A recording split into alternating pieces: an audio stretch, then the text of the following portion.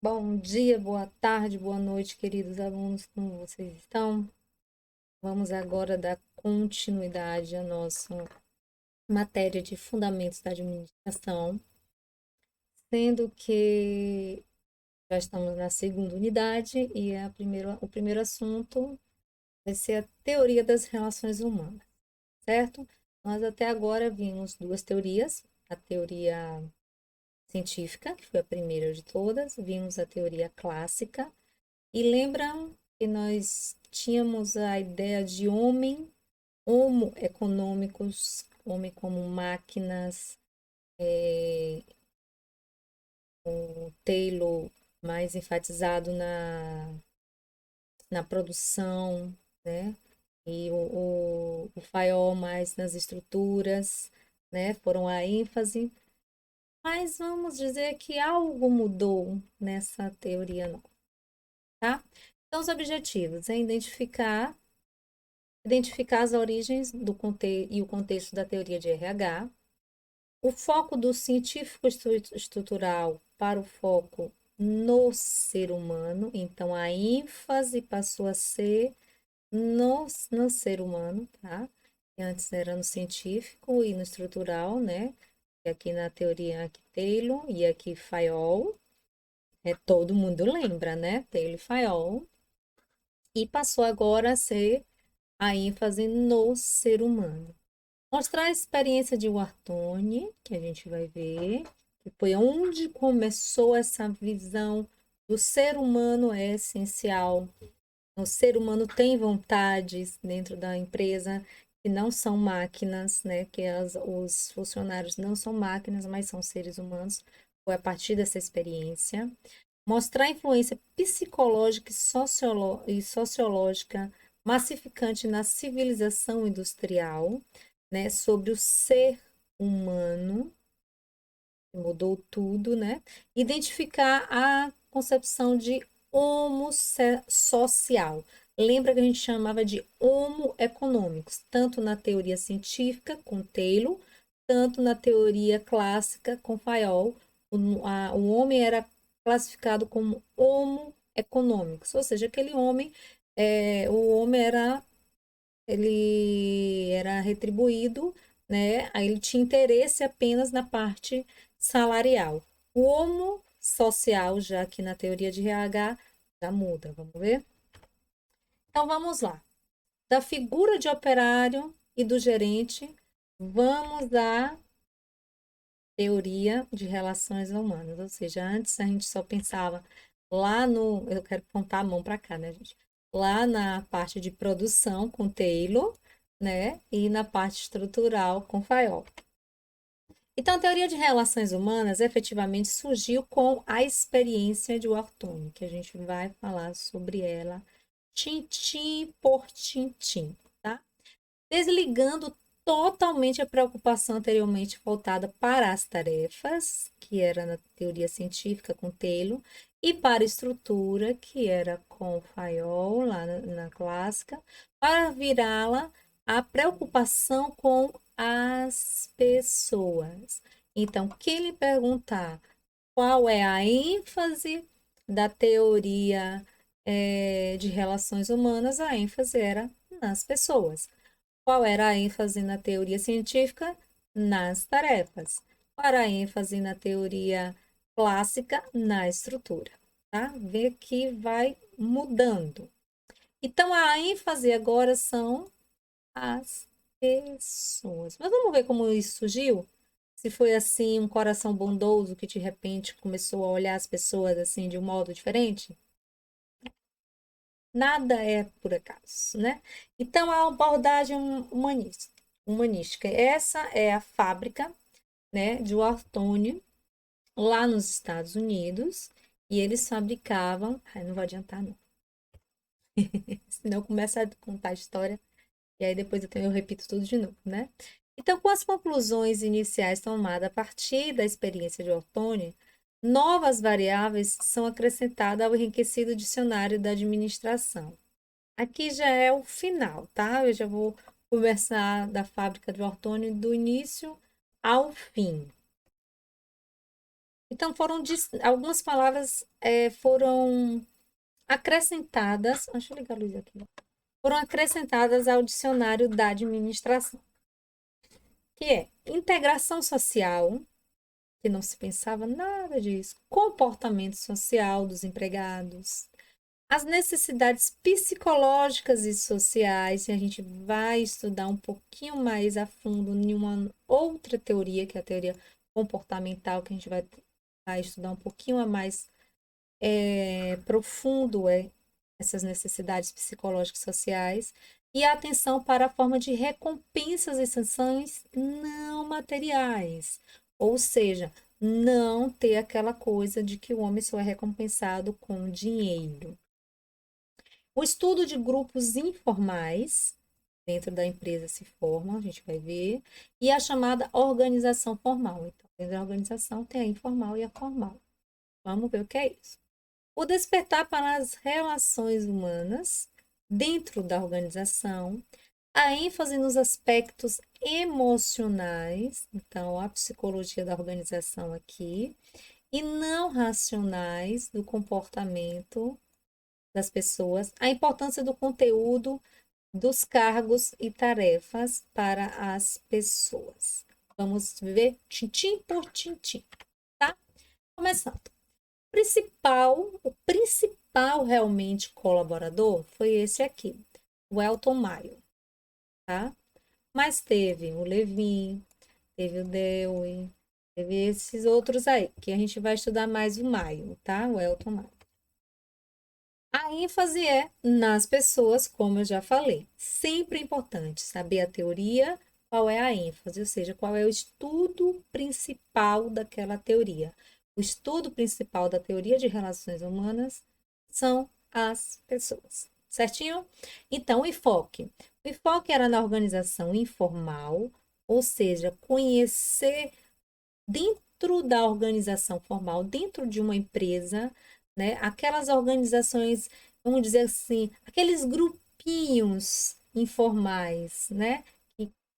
Que passaram a enxergar dentro das empresas, né? Ver também a motivação, quanto é importante dentro das empresas, a liderança em vez da chefia pesada, a comunicação, né, entre os colaboradores e entre os líderes, os chefes, né?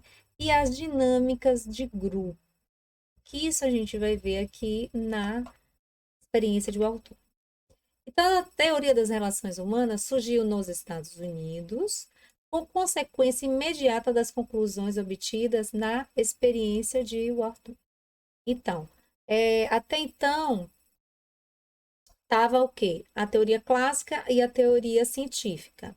Mas essa fábrica, ela resolveu fazer experiências com seus colaboradores, não para medir produção, não com interesse de aumento de produção, mas para conhecer os seus funcionários, certo? Então foi basicamente um movimento de reação à oposição à teoria clássica e, né, que no caso aí quando a gente fala já daqui em diante, a gente fala a teoria clássica já é as duas, é a científica e a clássica, tá? Então, Elton Mayo era um médico e ele era um sociólogo australiano. Diferente, né? Os outros eram engenheiros, né? Foi lá, ele nasceu em 1880, faleceu em 1949, após a Segunda Guerra, né? Então, ainda na Austrália, ele estudou os aborígenes. Vocês sabem que é aborígene, né? Que você estuda isso em história, né?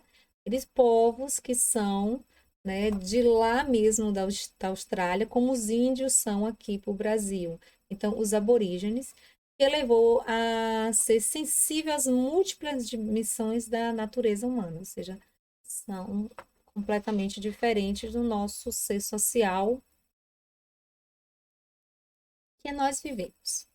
Então, e chefiou a pesquisa de Walton. Então, a origem da teoria das relações humanas são, primeiro, a necessidade de humanizar e democratizar a administração. Gente, isso há 100 anos atrás, isso não existia. Hoje, ainda há empresas que não são humanas, né? Mas hoje é diferente, hoje é até normal a gente falar sobre humanização das organizações, essas coisas. Mas naquela época isso era uma tragédia até falar, né? Enfim. Então a necessidade de humanizar e democratizar a administração, libertando dos conceitos rígidos, né, das teorias mecanistas, da teoria clássica e da científica, que eram vistos o homem como máquina, e adequando aos novos padrões de vida do povo americano. Segundo, o desenvolvimento das chamadas ciências humanas. Lembram que lá nos primeiros assuntos eu falei que a administração é uma área de humanas, não é área de exatas? Pois é. Então, principalmente a psicologia e a sociologia entraram na administração. Então, quem tem a matéria de PRHO, que é a psicologia das organizações, sabe um pouquinho sobre isso aqui, certo? Terceiro, as ideias da filosofia pragmática de John Dewey e a psicologia dinâmica de Levin foram capitais para o humanismo na administração, ou seja, colocou dentro das organizações a filosofia e a psicologia. E quatro foram as conclusões da experiência de Wharton, feito com Maio, desenvolvida entre 1927 a 1932. Então, quase 10 anos de experiência, né? Mas vou adiantar. A ideia não era durar tanto tempo, mas foram achando mais coisas e aí foram introduzindo mais experimentos na experiência. Sobre a coordenação de Welton Maio. Então, aí é uma propaganda da West Electric, né, que é o nome da empresa, certo? Então, vamos lá. Não vou ler este negócio em inglês, assim, sabe? Para não gastar meu inglês. Mentira, porque eu não sei. Então, os estudos do Altone de Elton Mayo. A Western Electric é o nome da empresa, tá, gente? O nome da empresa não é o Altone. O nome da empresa é Western Electric. Era uma companhia norte-americana que fabricava equipamentos para empresas telefônicas, ou seja, elas fabricavam todos os equipamentos, o fio, o telefone, aqueles negocinho que encaixa no telefone e tal, né? A empresa sempre se caracterizava pela preocupação, olha que diferença, a visão deles, preocupação com o bem-estar dos seus funcionários. Bem diferente da visão de Taylor e de Fael. O que lhe proporcionava um clima. E aí, em MTA, vocês estudam clima organizacional, né? Constantemente sadio de relações industriais. Durante mais de 20 anos, não se constatara nenhuma greve ou manifestação. E naquela época era muito normal, porque ainda estavam lutando pelos direitos, né, dos funcionários, ainda dos direitos trabalhistas, tá? Ainda estava em luta, né? E lá nessa fábrica não tinha acontecido nenhum tipo dessas coisas. Então, o diagnóstico preliminar nos diria que o moral na companhia era alto, né? Ou seja, a moral que os funcionários tinham com os patrões era alta, uma moral alta, né? Tipo assim, tá com moral, né? E os funcionários confiavam na competência dos seus administradores. Então, havia uma troca de confiança. Os colaboradores confiavam nos administradores e os administradores confiavam, que isso era mais difícil ainda, nos seus funcionários. Olha que visão totalmente diferente das outras duas teorias que a gente viu, né? Então, no período de 1927 e 1932, foram realizadas pesquisas na fábrica da West Electric Company, localizada em Ortone. Ortone é um bairro, né, da cidade de Chicago, certo? Nos Estados Unidos, tá? Mas ficou conhecida como a experiência de Ortone por causa da fábrica fábrica era muito grande, então, né? A fábrica contava com cerca de 40 mil empregados, imagine, era enorme. E as experiências realizadas visavam detectar de modo os fatores ambientais, como iluminação do ambiente de trabalho, se influenciava ou não na produtividade, né? Eles queriam observar o que poderia melhorar, né, a qualidade de vida dos seus funcionários, porque eles achavam que melhorando a qualidade de vida dos funcionários, eles vão também produzir mais, claro. Tinha esse. Não era a intenção, mas com certeza iria acontecer isso. Aqui uma foto de dentro da West Electric, né? Muito, você vê que tem muitas mulheres trabalhando. E é muito chique elas trabalhando, né, gente? Elas trabalhavam chique. Isso aqui são de fios de telefone, né? Então, as experiências foram realizadas por um comitê constituído por 3 membros da empresa pesquisada e 4 representantes da Escola de Administração de Empresa de Harvard. Então, eram três membros da empresa, né, pesquisada, e 4, né, de Harvard, ou seja, eram 7 pesquisadores. Tá? Em 1924, com a colaboração do Conselho Nacional de Pesquisa, iniciara na fábrica de Ortone uma série, né, de estudos para determinar uma possível relação entre a intensidade, olha o início como começou, a intensidade da iluminação no ambiente de trabalho, ou seja, mais luz ou menos luz iria influenciar a produtividade? Tipo, ó, será que eu tirar esta luz aqui melhoraria o vídeo? Ou colocar a luz melhoraria o vídeo? Então, eram esses testes assim, tá? Vamos dizer que com mais luz a gente tira a preguiça, né? Então a ideia no início era isso: ver a intensidade da iluminação no ambiente de trabalho e eficiência dos trabalhadores medida pelos níveis de produção alcançada. Então, eles iam aumentando a luz, diminuindo a luz, iam mexendo na iluminação durante o dia para ver como é que acontecia todo o processo de produtividade.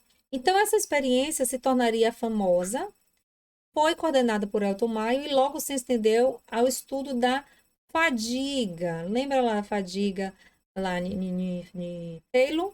Então, os acidentes de trabalho também foram estudados, tá? A rotação de pessoal, ou seja, admissão e demissão, o efeito das condições físicas de trabalho sobre a produtividade dos empregados. Então, que é relacionado a doenças do trabalho. Então, tudo isso também foi se incrementando no estudo. Começou só para ver a intensidade da luz, mas depois foi estudar a fadiga, foi estudar os acidentes de trabalho, a rotação do pessoal, o efeito das condições físicas do trabalho, ou seja, a saúde no trabalho do funcionário.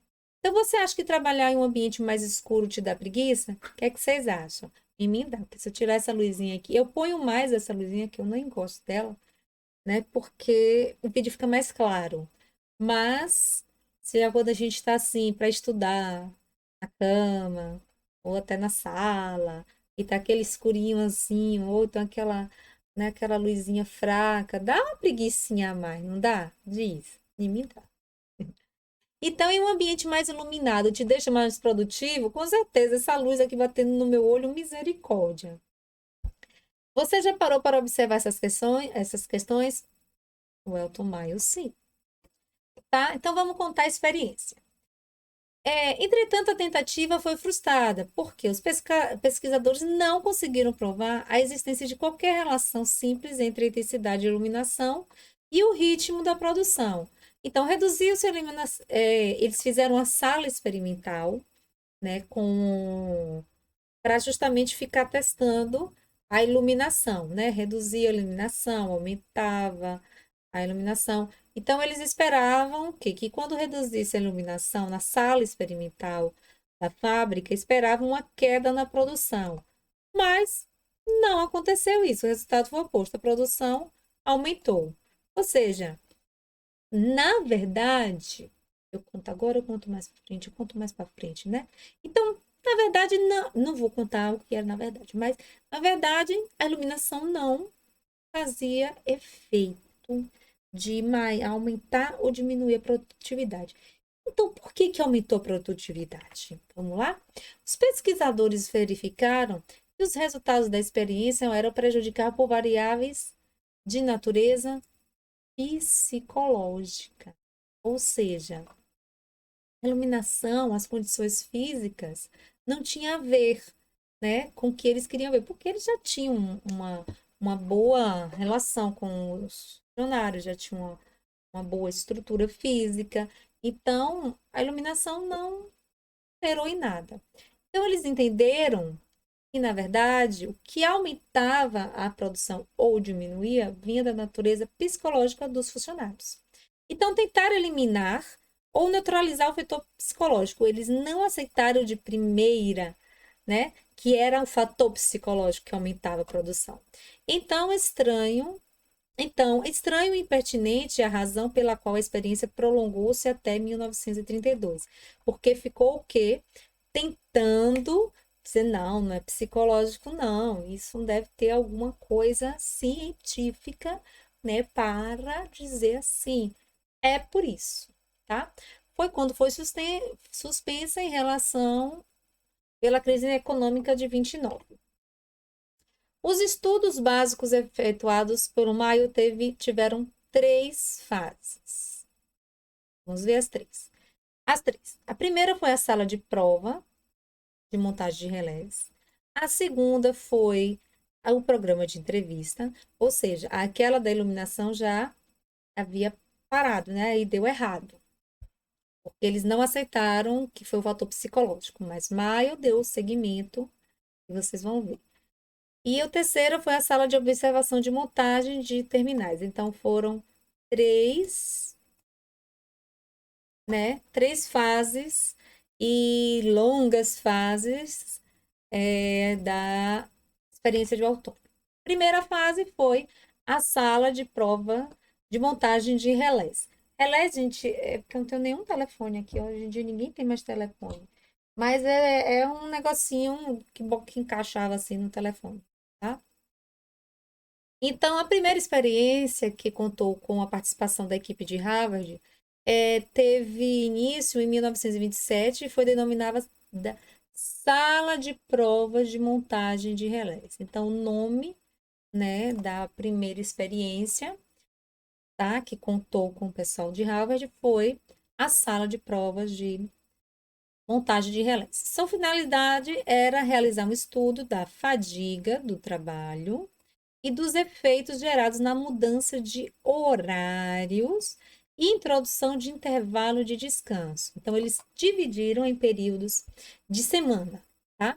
Uma semana, eu vou adiantar aqui, uma semana eles queriam saber a fadiga. Mas aí o que eles fizeram? Mudavam uma semana, eles mudaram os horários, em uma semana eles acrescentaram intervalo de descanso, aí em outra semana aumentou o descanso, e outra semana diminuiu o descanso, para ver o que acontecia com a produção. Vamos ver o que aconteceu? Então, foram selecionados para a experiência 6 moças, né? 5 montadoras e uma fornecedora de material, que trabalhavam no departamento de montagem de relés de telefone, ou seja, ela já trabalhava com aquele tipo de trabalho, né? Com o tipo de produto, e elas foram selecionadas, né, essas 6 mulheres. Então, já que neste departamento haviam sido constatadas ligeiras modificações nos ritmos de produção de peças. Então, a função das funcionárias era colocar bobinas, armaduras, molas de contato, isolantes elétricos, numa base mantida por 4 parafusos. Então, eu acho que eu tenho um videozinho aqui, depois eu mostro. Então, sua medida de produção eram 5 relés em 6 minutos. Olha. E o trabalho era realizado de forma contínua. Então, eles produziam 6 produtos, 5 produtos em 6 minutos. Quase um por minuto, né? Então, é mais ou menos assim. Elas ficavam sentadas, né? As 6 mulheres. Uma, duas, três, quatro, cinco. E essa daqui era que ficava entregando o material. Então, era isso aí a produção. Então, a ênfase dada pelos pesquisadores estava em manter o ritmo da produção. Não era para aumentar, era só para conhecer. Controlando com maior exatidão algumas condições físicas, como eles iam mudando a temperatura da sala, mudando a umidade da sala, observando a duração do sono, né, dos funcionários delas na noite anterior, claro, perguntando, né? Os alimentos que foram ingeridos, tudo para observar o que influenciava na fadiga. Então, para isso, eles acreditavam que seria necessário isolar a influência do fator psicológico. Veja que eles não queriam incluir o fator psicológico, não aceitavam esse fator como um fator que altera, né, as condições de trabalho dos funcionários. Então, isso só seria possível com a colaboração das funcionárias, que não deveriam alterar o seu ritmo de produção, elas não deveriam alterar. Então, foram o quê? 12 semanas, né, essa sala experimental. Bora ver. Então, o primeiro período durou 2 semanas e foi registrada a produção de cada operária ainda no seu local original, sem que soubessem, né? Ou seja, elas serão observadas lá onde estavam trabalhando normal, ainda não estavam na sala, e estabelecida a sua capacidade produtiva de 2.400 unidades por moça e por semana. Bastante, né? Então, durou 2 semanas essa observação. No segundo período, que durou 5 semanas, para verificar o efeito da mudança do local, houve o quê? Uma mudança de local de trabalho, elas foram para a sala experimental, né, uma sala isolada, uma sala de provas, mantendo as mesmas condições de trabalho e o horário de trabalho normal. Então, a mesma coisa. Durante 5 semanas, observaram essas moças, né, com as mesmas condições que elas tinham lá no meio de todo mundo. No terceiro período, que durou 8 semanas, fez uma modificação do sistema de pagamento. Olha, como era a experiência. No qual as moças eram pagas por tarefa em grupo, né? Ou seja, seus esforços repercutiam de forma direta no seu trabalho. E o que aconteceu? Houve um aumento de produção. Ou seja, se elas iam ganhar a mais, se todas colaborassem, todas produzissem mais, então iam ganhar mais, né? Então, aumentaram a produção durante 8 semanas. Foi assim. No quarto período, foram 5 semanas. Marca o início da introdução de mudança direta no trabalho. O que aconteceu? Introduziu um intervalo de 5 minutos de descanso.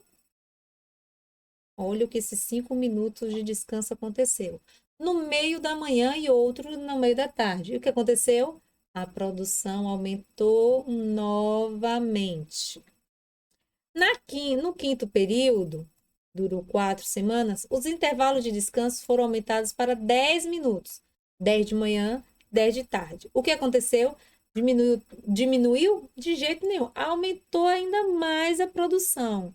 Ou seja, eles tinham 10 minutos de descanso e ainda assim aumentou a produção. No sexto período, durou 4 semanas, deram 3 intervalos de 5 minutos de manhã e outros 3 à tarde. A produção não aumentou, mas sabe o que aconteceu? As moças reclamavam que quebrava o ritmo. Para as 3 vezes para descansar, quebrava o ritmo do trabalho. Então, não gostaram. Ok. Na sétimo período, que durou 11 semanas, passou-se novamente a ter 2 intervalos de 10 minutos. 10 minutos de manhã, 10 minutos de tarde, certo? Servindo, e agora acrescentaram o quê? Servindo lanche, ou de manhã ou de tarde. E o que aconteceu? Aumentou mais ainda a produção. No oitavo período, durou 7 semanas, com as mesmas condições do anterior, ou seja, 2 intervalos de 10 minutos, um de manhã, um de tarde, né? O grupo passou a trabalhar e o lanche, né? Mas diminuiu o trabalho, a hora de trabalho. Eles trabalhavam até 5 horas da tarde, passou a trabalhar até 4h30. E houve um acentuado aumento de produção. Olha que interessante. Mesmo trabalhando meia hora menos durante o dia e com 2 intervalos de 10 minutos e com lanche, aumentou ainda mais a produção. No nono período, né, que durou menos, que durou 4 semanas, reduziu a jornada para 16 horas, ou seja, diminuiu 1 hora de trabalho. A produção permaneceu estacionária, ou seja, continuar a produzir o mesmo tanto que antes, né? Aumentar a produção em relação à primeira, mas em relação ao oitavo período, manteve estável. No 10º período, durou 12 semanas, voltou o trabalho para 17 horas. Ou seja, começaram a voltar a trabalhar normal e aí a produção aumentou bastante. Porque se elas já produziam muito, com 1 hora menos de trabalho, e aí trabalhando 1 hora a mais, então acelerou, né? No 11º período, que durou 9 semanas, estabeleceu-se uma semana de 5 dias. Ou seja, tiveram o sábado livre. Olha que maravilha, isso não existia. Verificou-se que a produção diária das moças continuou a subir, porque houve o quê? Satisfação. E aí, no 12º período, durou 12 semanas também, voltou-se às mesmas condições do terceiro período, né? Tirando todos os benefícios durante a experiência e verificou-se que a produção diária e semanal atingiu índices jamais alcançados, que eram 3.000 unidades semanais por moça. Ou seja, na última fase voltou para cá. O sistema de pagamentos em grupo, tirou o lanche, tirou o descanso, né? E deixa eu ver alguma coisa mais? Não. E continuaram sendo pago por grupo, né? Para o sistema de pagamento. Voltou. Lembra que no início elas começaram a produzir, foram olhar, observadas 2.400 unidades por moça. Então, terminou aumentando, mesmo tirando os benefícios, 3.000 unidades por semana. Foi essa a primeira experiência, né? 12 períodos, que durou muito tempo. Então, qual foi a conclusão da sala de montagem de relés? As moças, elas gostavam de trabalhar na sala, simplesmente isso. Então, as moças alegavam gostar de trabalhar na sala de provas porque era divertido, lá podia conversar, né? A supervisão era branda, lhe permitiam trabalhar com liberdade e com menor ansiedade, ou seja, não tinha aquela pressão que tem lá no meio de uma fábrica. Havia um ambiente amistoso, um ambiente sem pressões e principalmente o que elas mais gostavam, a conversa era permitida, né? Aumentando assim a satisfação no trabalho. Então não havia temor ao supervisor.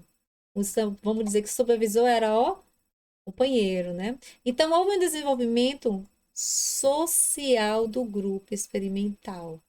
Então, tá aí o resultado, ó. As moças faziam amizades entre si e essas amizades estendiam para fora do trabalho.